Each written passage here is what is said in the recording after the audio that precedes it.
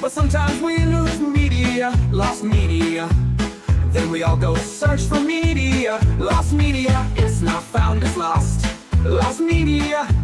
Sometimes it's well known, we all know that it's media. Lost media. We love to search for media, but it's not that media. Lost media. It's lesser known, lost media. Not well known, but it's still lost. Lost media. Lost media. It's lesser known, lost media. Here with Mr. Shaw.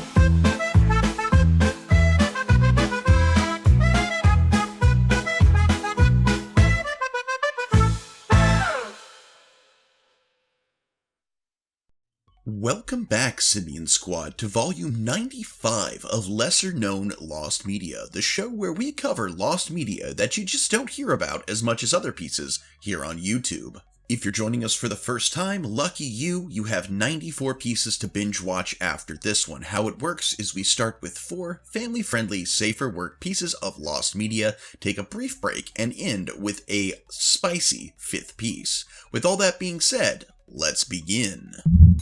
Our first piece today was suggested by viewer Steph Monterosa6818, and they said, there is a lost animated film called Shamu The Beginning. It is an animated film that was going to be released in the 1980s, but was never released. Absolutely no one has talked about it, and I would love it if you gave it awareness so that a search could be started. You could be the big person that talks about this. If anyone needs more info, I will provide it. So at number 1, we have Shamu The Beginning, lost unreleased film starring the titular SeaWorld mascot circa the late 1980s to early 1990s. In the late 80s, an animated TV special titled Shamu The Beginning was in development, centered around SeaWorld's iconic killer whale mascot, produced by Lions Den Productions and Watson General Pictures under a licensing deal with SeaWorld. The half-hour special was intended to kick off a larger animated franchise, including a feature film. According to a 1990 Los Angeles Times article, the special was completed but never aired. Shortly after, Anheuser-Busch acquired SeaWorld. They paid $6 million to buy out the rights and shelved the project, citing a desire for full control over Shamu's branding and animation potential. The special remained entirely undocumented until 2024 when a Reddit user discovered 2 VHS tapes at a San Diego swap meet. One contains a CNN broadcast segment about the upcoming film with roughly 5 minutes of edited footage and a short interview with the producer, Al Lowenheim. The second tape is far more extensive, a rough cut of the entire special, unfinished, silent, uncolored, and out of sequence. Also recovered was a U-matic tape labeled as a marketing demo dated February 22nd, 1989, which has yet to be digitized. A few pieces of concept art briefly surfaced on eBay, but are now presumed sold or lost again. Aside from these fragments, no full script, final audio, or broadcast quality version of the special is known to exist. At present, Shamu The Beginning remains partially found, its history confirmed, its production partially preserved, but the complete version, if it still exists, has yet to resurface. Thank you so much for sharing this one with us, Steph Monterosa6818. This was actually very interesting. I did watch you. They sent me a bunch of information, and I looked at the clips that are available. This looks like, it definitely looks to be a product of its time, but I would have absolutely loved this special as a kid. I went to SeaWorld a couple times, loved Shamu, all that. I know the idea of orcas in captivity is a more controversial topic these days. In fact, we've covered some of the exploits of Tilikum on this channel before. But absolutely, thank you so much, Steph Monterosa6818, for sharing this with us. At number 2, we have Castleaki, or Take. I'm not sure which it is, but it's a lost arcade game from 1978. Castleaki was an arcade game developed and released in Japan in 1978 by the company Sankyo. It appears to be a clone of Atari's Breakout, themed around feudal Japan, with the main goal being to take over a pagoda. The game was praised for its impressive graphics for the time, using a much more advanced graphical chip that can produce more colors than most games made at that time. The game also had an upright and a cocktail table model. Though the game's ROM has not surfaced online yet, there appear to still be playable machines in Japanese arcades. Currently, there is no footage anywhere online, only photos of the screen taken by various Twitter users. Any magazine articles or reviews of the game are currently unknown.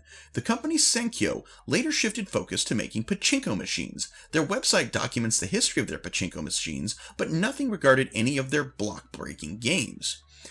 As for the gameplay of this, as stated before, this was a game similar to Breakout, with a few gameplay differences to not make it a one-to-one copy. The player must break all the colored blocks in order to progress in the levels, and the blocks at the top are closed off in a more narrow passage, representing the roof of the pagoda. Due to the lack of gameplay footage and general information, it is unclear how many levels the game would have had. While there isn't a clear estimate of how many units were produced or how common it was in arcades, but because it was popular enough to warrant a sequel called Pyramid, it can be assumed it was decently popular enough to sell around 1,000 or so units, but it was not popular enough to have a release on home consoles such as the MSX or the Nintendo Famicom. This one is interesting to me because, one, it is it's an arcade game that apparently is still in use at several arcades, but outside of, just being able to go to a Japanese arcade and see one, it's pretty much, out of bounds, off limits, unavailable to the rest of the world at large. And with the global society that we now live in, that's still, even if this is in every mom and pop arcade in Japan, I would still consider it lost media, as the rest of us don't have access to it. So maybe someday someone will purchase one, upload the ROM, and the rest of us can take a peek. Alright guys, at number 3 we have Broadway Brawler, lost production material from an unfinished Bruce Willis film from 1997. So, Broadway Brawler is the title of an unfinished film starring Bruce Willis and Maura Tierney. Willis also acted as a co-producer. The film was set to be a family-friendly romantic comedy set in the world of hockey. Willis played the part of Eddie Kapinski, the titular Broadway Brawler, a retired hockey player romancing Maura Tierney's character. After 20 days of shooting, production was halted as the result of Willis's dissatisfaction with director Lee Grant, co-producer Joe Fury, and a director of photography William Fracker. They were all fired, along with an unknown number of cast and crew members. In an effort to salvage the film, which had already lost $15 to $17 million of its $28 million budget, Dennis Dugan was brought on by Willis to replace Lee Grant as director, but filming never resumed. The failure of Broadway Brawler had some interesting consequences. Bruce Willis was left with legal problems with the Walt Disney Company. To avoid this, producer Joe Roth persuaded him to accept a 3-picture deal with Disney. To offset the loss of Broadway Brawler, Willis took his next role as Harry Stamper in the 1998 film Armageddon at a greatly reduced salary, $3 million instead of his then expected $20 million. Willis reportedly replaced Sean Connery in that role. The other 2 films in that deal were M. Night Shyamalan's The Sixth Sense and The Kid from 2000. Now, personally, I am a big Bruce Willis fan, not just Die Hard. I think he's a very good actor in general. I hear he's kind of hell to work with, but it definitely sounds that might have been the case here. He was kind of, he's like, oh, I want to make this film, and then he fires everybody and tries to make it back. And as of that, we have, I don't know, I wasn't a huge fan of Armageddon, wasn't a big fan of the film The Kid, loved The Sixth Sense. That was a great movie. But, it's kind of funny how because we lost this film, we got those films, at least in the way that they ended up being released. But I'd still love to see what all was going on with this. Was it really as bad as Willis thought it was, or was it a decent movie and he was just being a prima donna? I'd love to see the production material so we could see for sure. At number 4, we have Adventure Time, lost uncensored episode commentaries from Cartoon Network animated series DVDs circa 2012 to 2014. From 2012 to 2014, Warner Bros. Released the first 4 seasons of Adventure Time on DVD and Blu-ray to Region 1 North American market. A special bonus feature for these releases was the presence of commentaries for select episodes with the cast and crew of the show. However, some commentaries on each season had to be censored, with chunks of dialogue replaced with ukulele music or a vocal echo effect. Some of the censorship was for content reasons, to maintain a TV PG rating on the discs, while other censorship was for legal reasons. The most heavily censored commentary came from Season 2, which received a large number of complaints from older fans of the show. In an attempt to tone down the amount of censorship required in Seasons 3 and 4's commentary, the cast and crew developed a safe word, orange juice, for when the subject matter got beyond what they were allowed to say. All international DVDs which contained commentary tracks had the same censorship applied.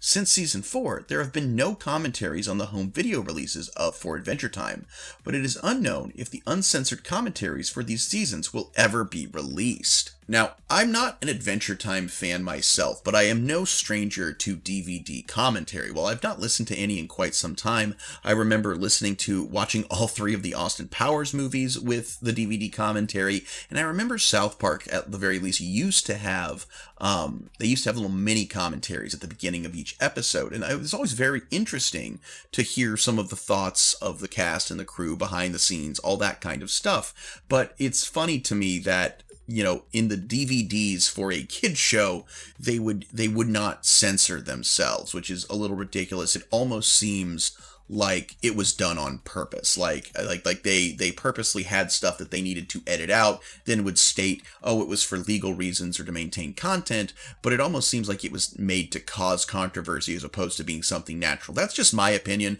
Either way, I find it fascinating, and I'm sure fans of the show would love to hear the uncensored commentary.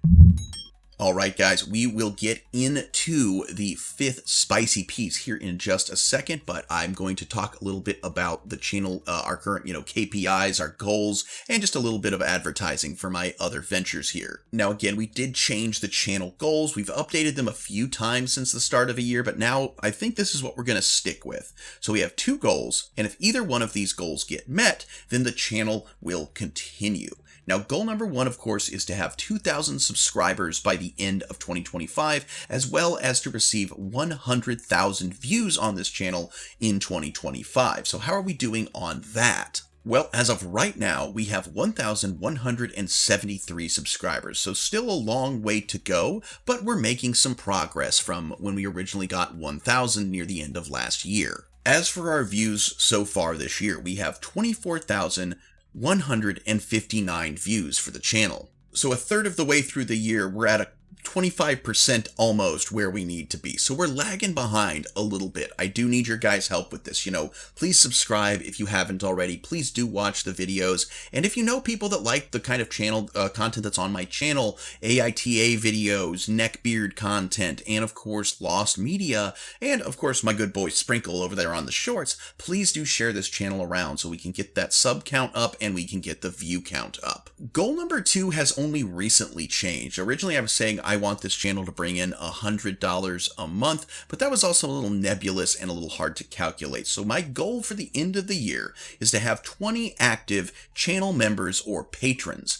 Right now, between Patreon and here on YouTube memberships, we have 4 members. So we've got another 16 to go. And remember guys, memberships and Patreon patronages start at just $1 a month. So again, if you'd like to help the channel out, please consider becoming a member or a patron. Again, there are higher tiers, but you can get all member exclusive content for just $1 a month. Yeah, so that's where we're at with the goals, guys. Again, we've got a long way to go, but I'm still optimistic that we can reach those goals. And guys, I am happy to announce, last week when I announced it, there was some issues with it, but Heir of the White King, a module written by me for Call of Cthulhu, is currently now available on DriveThruRPG for the low price of just $3 for the PDF. So if you would like to help me out, if you enjoy Lovecraftian horror, please do go over and check that out. I am already working on my 2nd module, and it's going to be even better. Again, this was my first published module I've ever done, so I can only improve my skills from here, guys, and I'm currently working on another one. So, with all that being said, guys, thank you so much for watching, and let's get to that final spicy piece. And this one, guys, it's pretty spicy. At 5 today, our spicy piece, Episode 4, The Mad Banquet, partially found hentai manga, existence unconfirmed, dates unknown. And this one is tagged as extra spicy due to its schmornographic subject material. Episode 4, The Mad Banquet, is an adult manga of unknown origin circulating on the Japanese internet. This manga is known on the internet only as a single page, with no details available about the main title, author, or publication date. The only image we have, one page of the manga, depicts a black-haired girl, Mai, with male genitalia, commonly referred to as a futanari, being forced into schmexual intercourse with an unidentified creature using its tentacles to probe her brain through her ear. The text at the bottom reads, "Too late to rescue her. Her resistance was futile, and Mai finally getting crossbred." This indicates that Mai is the name of the girl in the image. The text below reads Episode 4, The Mad Banquet, End, suggesting the conclusion of a specific episode, which confirms that this manga is part of a series. The dialogue in the speech bubbles translates as follows. And I will be editing for content guidelines. So the upper right states, "How does it feel to be forced to climax repeatedly?" The upper left says, "If you had cooperated with the experiment, honestly, you wouldn't have had your brain fiddle with." The center right says, "Once your boy juice fills its ovaries, it's time for the next worm to take over." And the bottom right states, "Do your best to fertilize all 30,000 worm eggs." Gross. The above lines are spoken by the villain. Mai was kidnapped by the villain, who appears to be female based on her speech, to be used as a test subject for experiments involving crossbreeding with worms. Mai resisted, so she was rendered helpless by having her brain fiddled with by tentacles. Looking at the image, which I don't want to, you can see that all the speech bubbles are aligned to the right. In commercial manga, there is a rule that speech bubbles should not be written on the gutter side. Therefore, it can be inferred that the image in question was printed on the right-hand page. The author is likely well-versed in manuscript writing and bookbinding, and there may be other works by the same author available. However, the typesetting is of low quality, and while the speech bubbles avoid the gutter side, they are written right up to the edge of the page. It is likely that The Mad Banquet was published in a doujinshi rather than a commercial magazine, where certain rules can be disregarded. It is currently unknown when the image first appeared on the internet. The earliest record that can be identified is a post from October 12, 2006, in the 2chan thread, Who is this girl? Let's casually ask for details thread 16. At this point, questions about the details of the image were already being posted. Subsequently, questions about the image's details were repeatedly posted in multiple threads, eventually leading it to be recognized as a Hall of Fame image. As to speculations, various candidates have been suggested in previous threads regarding the author of The Mad Banquet and the magazine in which it was published. Authors Sunson, Yorimushi, Monorikyu, and Fuzen Club were mentioned, but all of them denied being the author on Twitter. As for the publication, Comic Nene, Comic Dolphin, and Comic Flamingo were suggested, but their reliability is considered low. There is apparently a leading candidate, though. So Nanto, who is writing a blog post about the Mad Banquet, added a note to the same blog post reporting that he had looked through various hentai manga from the 1990s and discovered an artist with a similar drawing style. The artist is Ponta, who began his career in 1988. He started serializing in the manga magazine Lemon People in 1990 and later released 2 standalone volumes, Butobi Lemon Hakusho and Lemon Crystal. One of these works, Butobi Lemon Hakusho, tells the story of an only daughter born into a farming family whose mother dies from the stress of a severe crop failure, and her father fell ill, forcing her to support the family alone. She ends up working at a nutritional drink factory, but the factory restrains women's and extracts lady parts secretions from them using machines to add to nutritional drinks. Gross. Nanto focused on a particular panel in the manga. The image in question is a panel from the scene where the protagonist first enters the room where the female factory workers are having their juices collected by a machine. Nanto pointed out that the way the girl's expression is drawn is quite similar. He also mentioned that, having read various old adult manga, authors who depict expressions in this manner are quite rare. While there are differences in the use of onomatopoeia and the depiction of their nipples, among other things, the similarities to Mad Banquet are striking. Butobi Lemon Hakusho was released on March 25th of 1991. Why did it have to be on my birthday? Not the year, but the day. But after that, Ponta's manga activities ceased, and it appears that no further works by him have been published since then. Since no one knows the details of the Mad Banquet, some netizens have suggested that it is a complete fake and does not actually exist. The theory was often cited in 2017 when the author was rumored to be Yorimushi on Futaba Channel. Upon examining the relevant image, it appears to be a book opened to a page, but the two lines separating the upper and lower panels are completely straight. If this theory is correct, the author created a fictional manga page, overlaid shadow and light textures to make it look like a photograph, and posted it in an anonymous message board website to confuse netizens. However, the fact that it focuses on a niche prawn genre such as tentacles, futanari, and egg-laying, and is structured as a series of episodes like Episode 4, suggests that it is too elaborate to be a mere fake. Now, on September 16th of 2010, an article about the Mad Banquet was posted on the blog Shokuyusuki Dojin. The article introduces works that were speculated to be the Mad Banquet in each thread, but all of them are denied or deemed unreliable. However, on September 29th of 2010, the blog administrator received information from a person who claimed to have read the Mad Banquet. And as the message goes as such, it was more than 10 to 15 years ago, so my memory is a bit vague, but there was something sold at Comic Market, and it was written by a professional. I don't remember which circle it was from, but it was definitely being sold as a Futanari tentacle manga.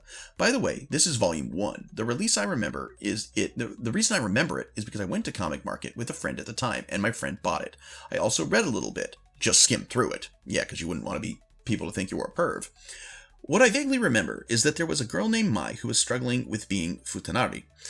In that world, those people's sperm was treated like good genes or something, and a group of evil people kidnapped Mai to exploit that.